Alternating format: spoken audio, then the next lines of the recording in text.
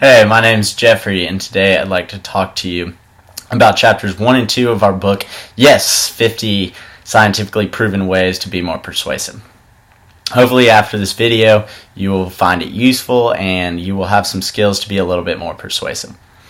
So, starting off this video, I would like to talk about a woman named Colleen Stott. Colleen Stott is one of the most successful writers in the paid programming industry. What she did was she said that people doing advertisements, infomercials, etc. are doing it wrong. They're saying operators are waiting, call when ready. Now think about that. Operators are waiting, call when ready. That gives you the image of operators sitting at a desk, filing their nails, twiddling their thumbs, chewing bubblegum, doing absolutely nothing because no one is calling. She said that they needed to change that to, if operator is busy, please call again. Now what does that do? Think about it. If operator is busy, please call again. That's going to give you the image of these operators on the phone, non-stop, getting calls from people just like you because they want this product or service so bad. So what am I talking about? I'm saying that you're more likely to do something that someone else is doing, whether you know them or you don't know them. Now this is a little hard to believe. It's hard for me to grasp, and I think it's probably hard for you to grasp as well. Because if someone asks you, what's the most influential people in your life, you're not going to say other people. But this has been scientifically proven over and over again. One of the scientific studies that these chapters talk about is one that was done on hotel patrons dropping towels in bins. So, a group of scientists decided they wanted to see if people were more likely to drop towels in bins when other people were doing the same thing. So they put up two different signs on doors. One said, please drop your towels in the bin to be more economically friendly. The other one said, please drop your towels in bins, others are doing so as well. So what did this do? They looked at this data and they found that 26% of people were more likely to drop their towels in the bin if the sign read that other people were dropping their towels in the bin as well.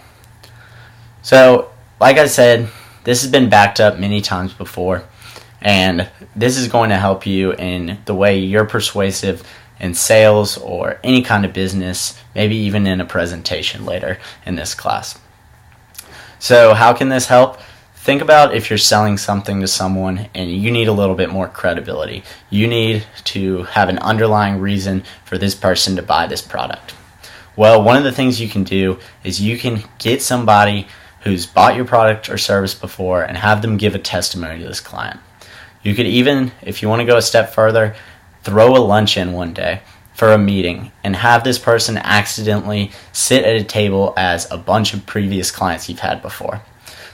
This person talking to a bunch of random people about how they loved this certain product is going to subconsciously make them want to buy this product a little bit more. So let's take this a step further. Think about how this hotel, 26% of people were more likely to drop their towels in a bin if a bunch of random hotel patrons dropped their towel in a bin.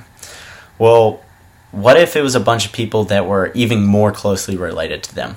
What if it was the people who stayed in the same room as them a couple nights before? Personally, I don't think it's very believable because it seems unsanitary to have a bunch of people staying in your room a couple nights before and you wouldn't want to do anything that they were doing. Well, these researchers went a step further and they went and put a sign on the door for a bunch of people that said, the people that have shared the same room as you have dropped their towels in here before. 33% of people were more likely to drop their towels in the bin than the people who had the sign on the door that said, please help the environment, drop your towel on the door. So this just shows that the more closely related you are to someone, the more likely you are to buy their product. So how do we take this a step further with being persuasive? Well, if you're selling software to a beauty salon one day, don't go to the GE customer that you've had and ask him if he'll make a testimony to the beauty shop woman. because more than likely that might help her be persuaded a little bit more. But what's going to help her be persuaded even more than that? Getting some other beauty salon woman to make a testimony to her.